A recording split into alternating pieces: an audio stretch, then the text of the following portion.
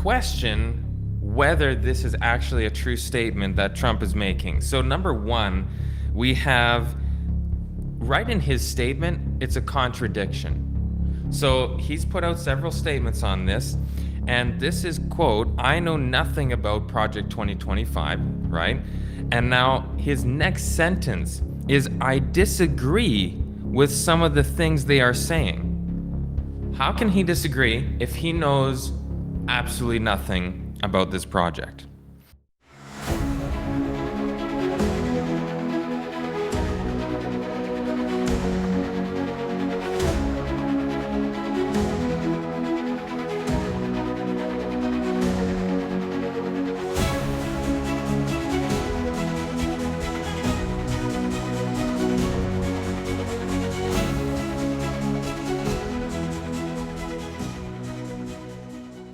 Hi, everyone, and welcome to another Prophecy Wire. Today, we're talking about Trump and his apparent rejection of Project 2025. Now, this might be very surprising to some of you, and it might almost seem like a great thing because Project 2025 is over a 900-page document that goes over basically how we can restructure the whole government of America. And there's a lot of religious implications there. There's things that want to remove parts of the Constitution, a lot of things. So is this a good thing? What does this mean? We're going to get into it, and we have 5 points to consider about this conversation. Now, we're going to start with a clip right here. And this is some news reporters talking about Trump's denial of even knowing about Project 2025. These, though, are people who would be likely to have significant policy roles in the administration if Donald Trump is, in fact, reelected. How involved is he really? Yeah, so the answer is zero. He's involved zero. And those people you put on the screen there, they're involved zero. This is being drafted. This Project 2025 is coming out of the Heritage Foundation. And they are clearly trying to assert, or they were trying to clearly assert some sort of role that they don't have, that I know from speaking to Chris LaCivita on the campaign. He retweeted out a piece on that. I know from speaking to him previously about this and the former president that they've disavowed this. Unless it comes from Donald Trump's mouth or the campaign, don't believe it. And so people are trying to be important in Washington. Everyone's trying to throw around their weight and say things that they shouldn't say. And Donald Trump just gave them a smackdown. So it's simple as that. So curious, though, I would like to get your take, and I'm sure you've seen this moment, which is really going viral. Kevin Roberts, who's the president of the Heritage Foundation, earlier this week was on Steve Bannon's War Room podcast in the wake of the Supreme. So again, they're denying really any connection to Project 2025. Trump saying he knows nothing about it. Any of his people know nothing about it. Is this really the case, though? Because this is the big question. Now, we're going to go to another news page here from The Hill.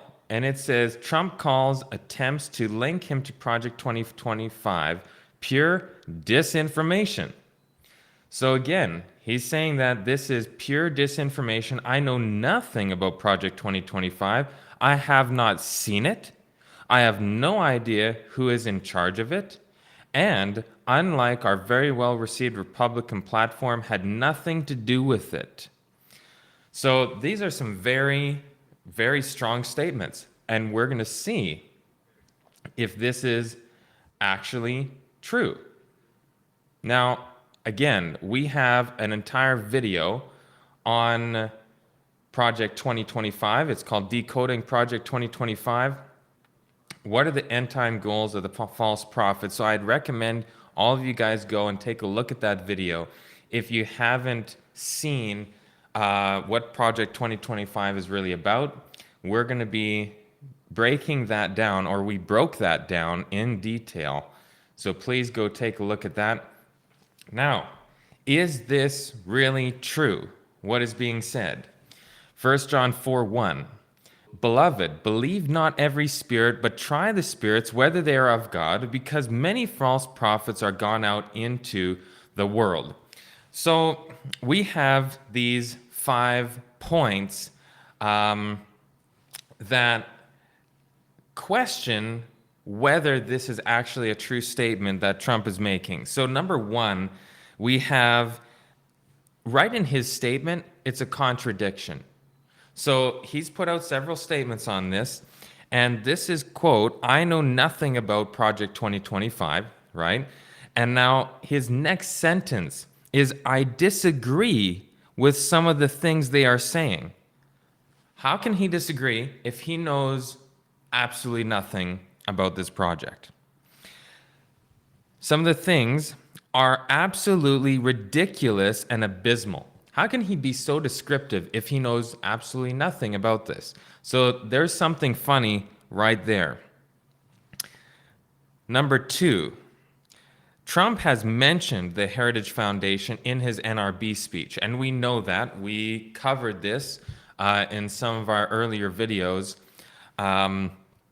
We did a whole reaction video on Truth Matters of the NRB speech and going over some of the details, and you guys can take a look at that. Now, in his NRB speech, if you haven't heard it, you should go take a listen to it. He says they are doing, quote unquote, an unbelievable job. And the Heritage Foundation is the one who's actually putting Project 2025 together. They're the ones behind this. And he says they're doing a wonderful, unbelievable job. But he knows nothing about what they're doing, and apparently he knows nothing about Project 2025, and he doesn't even know who's in charge of it. When these people he's saying is doing a great job is the ones in charge of it. Now, for some of these other points here, I'm going to show on the screen. And this is the Heritage Foundation is being mentioned as part of the Trump campaign by Mike Pence, and Mike Pence was vice president. Mike Pence, Heritage Foundation has been fighting side by side with the president and this administration since day one. So there's definitely a connection here, and that cannot be denied. From right in the transition, we went to work availing ourselves of the resources available from the Heritage Foundation. We laid out plans for this administration. We drew on the scholarship and the resources of this historic think tank. So there's obviously a very deep connection with the Heritage Foundation and the Trump administration. So this is very, I guess probably some of the reasons is one of the things that some of the founders of the Heritage Foundation have said publicly, and he doesn't want to be associated with that. Now, that doesn't mean he doesn't agree with it. That doesn't mean he hasn't dealt with them a lot and heavily, but there's something there at play. Now, again, there is, point number 4. Many of the people who were appointed during Trump's administration are connected with the Heritage Foundation. You can see this. We have the link here. You can pause the video and you can go look it up. And we have all these people like Paul Dans. He directs the Heritage's 2025 Presidential Transition Project, organizing policy and personnel recommendations and training for appointees in the next presidential administration. Prior to joining Heritage, Dan served in the Trump administration as Chief of Staff at the U.S. Office of Personnel Management. So there's many, many more. I'm not going to go through all of these here. You can pause the video and you can take a look at them. Some of these people are going to deny it, just like Trump's denying it, but you can't deny the facts. You can't deny what actually has been done. Now, the policy from Project 2025 was divided up into 30 sections. Out of many sections, 14 of them were written by people who were involved in Donald Trump's administration. And then we have the link for the list below. So almost half of all of these policies are written by people in Trump's administration. And I'm just going to skip really quickly through these because it's not important for me to go through in detail each of these persons, but you can read it. You can take a look at it, go to the link, and you will see how involved really Trump's administration is to this. Now, I want to, before we go to our next slide, I want to make a point. And this point is that I feel like there's a lot of people, because of this, thinking that it's time to relax, that it's okay. You know, God's buying us more time. It's not buying us more time to relax. It's buying us time, if this is buying time, and we don't even know. So this is one of the points I want to make, that the prophecy regarding the mark of the beast and worship laws, according to Revelation 13, does not have to be fulfilled by Project 2025. It can be something else. Now, could this be very instrumental? Absolutely. And it still could be. But there can be other things that are even more severe than Project 2025 that could be coming. So this is not a time to be at ease and not be urgent about preparing for the events that are coming, whether that's spiritually, physically, and all these things. When Noah was supposed to get ready to go into the ark, he had a job to do. He had to build that ark first. God said there's a flood coming. He had a job to do. And somehow we're trying to get out of doing that job of preparation. We can't get out of it. The storm is coming. We need to be prepared to meet it. And this is not by any means an opportunity for people to slow down or think that we got tons of time. So I want to make that extremely clear, because it could seem, oh, wow, you know, the winds are being held back. We have time. We can relax. No need to stress. But we have an urgency because we know not the time. And this plays into this next quote here. This is from Review and Herald, 1888. The Sunday movement is now making its way in darkness. So the fact that we see Project 2025 coming to the forefront, it's just showing how far it is. It's not, because this is just what's poking through the darkness. And there's so much more already laid out. The leaders are concealing the true issue. And many who unite in the movement do not themselves see whither the undercurrent is tending. Its professions are mild and apparently Christian. But when it shall speak, it will reveal the spirit of the dragon. It is our duty to do all in our power to avert the threatening danger. All in our power.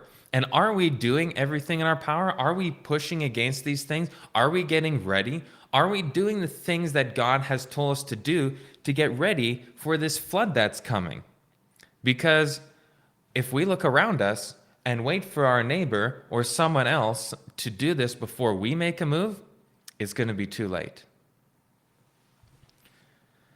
We should endeavor to disarm prejudice by placing ourselves in a proper light before the people. We should bring before them the real question at issue, thus interposing the most effectual protest against the measures to restrict liberty of conscience. We've been talking about this over and over. Freedom of religion, freedom of conscience. We cannot be supporting something that is taking away the freedom of someone else, whether we agree with that stance or not. We should search the scriptures and be able to give the reason for our faith. This is so important. If we can't give the reasons for our faith, we're going to fail. It doesn't matter if we're ready or not. If we think we're physically ready and we're just holding that to ourselves, then we're not ready. And we're not going to stand when the test comes against us, because we need to be built solid on the rock. And if we want to be immovable, we have to have the ability to give the reason for our faith. Says the prophet, the wicked shall do wickedly, And none of the wicked shall understand, but the wise shall understand. This goes to the parable of the 10 virgins. There was 5 wise and 5 foolish. And that word foolish there means wicked. Because if you do not understand and you're not wise, you are doing evil. Because this evil that is done is a blatant, not this is so critical that people understand they need to be taking their study into their own hands, not just waiting to be fed by others. That is not how we are proper watchmen.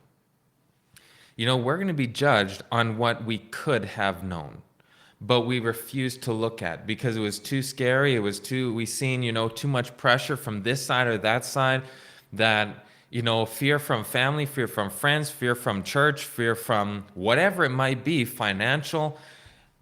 These things have to be set aside. If God brings something to us, we have to look at it. We have to study it. The wicked will do wickedly, and what's wicked is not getting into the word and building that foundation. That is wicked. We need to understand. We need to be wise. And the wise do what God is asking them to do.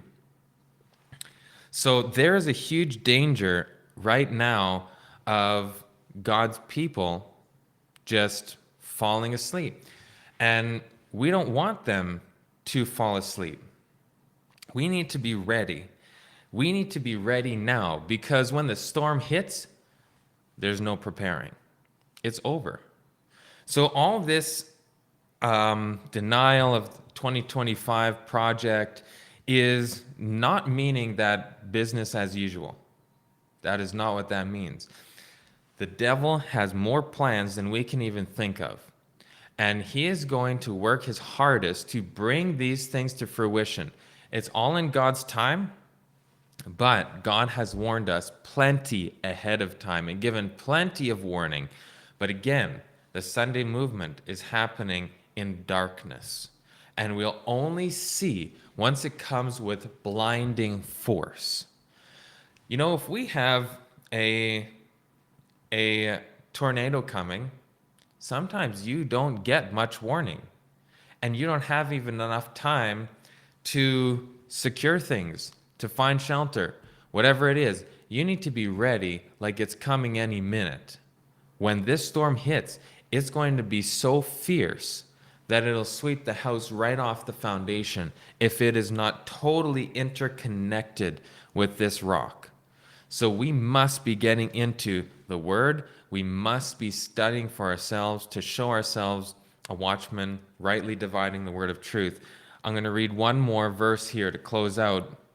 2 Peter 1, verse 19.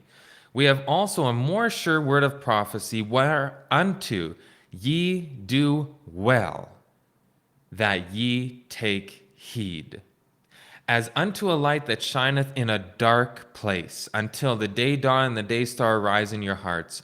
We do well if we heed the sure word of prophecy. What does this mean? That prophecy is not knowledge. It is not just knowledge. It is an action. When we go through the pages of the Bible, when we see these things written, when we see what is going to come to pass, when we see all these messages that we're given, we have this message from Revelation chapter 13, warning what's coming. If we're heeding it, we're doing something.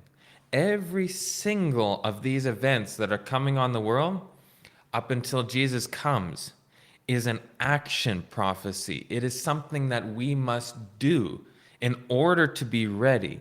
We have to be working through these verses. When we go to chapter 14, the very next chapter, it talks about this group, the 144,000, that are spotless. They have no guile. They do not lie. This is so important because we need to be one in doctrine, one in truth. We can't be saying different things. That's not okay. We need to get unified on truth because that's the only way we can unify. Not ecumenically, where we can all have different ideas. This is not what God has called. God wants a people standing and they are unified in their message. If we read verses 6 to 12, that's the three angels' messages. We need to get familiar with this. And I don't mean just to repeat it. I mean we need to get into the details of this message. And we need to understand every word. Then we go to the next chapter. And this is about the introduction to the plagues. And then chapter 16, which is the plagues. There's things that we need to do in order to not receive of the plagues. We're told this. There's many things we can do to not receive the plagues. And it's not just being stubborn against the system.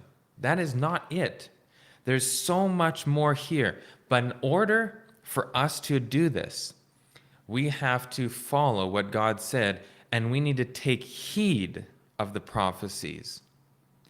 We need to be getting that latter rain. Deuteronomy 32:2. I referenced this recently. Deuteronomy 32:2. It says that my doctrine shall fall as the rain. My speech shall distill as the dew, as the small rain upon the tender herb and the showers upon the grass. We need to be understanding what is written in this book for ourselves, because each individually we are going to be tested on this, on every single point that is in this word. So I encourage you to really get in and study this book, because we've been asleep. We've been Laodicea. We have not had the urgency. And some of these events might cause us to fall back into slumber.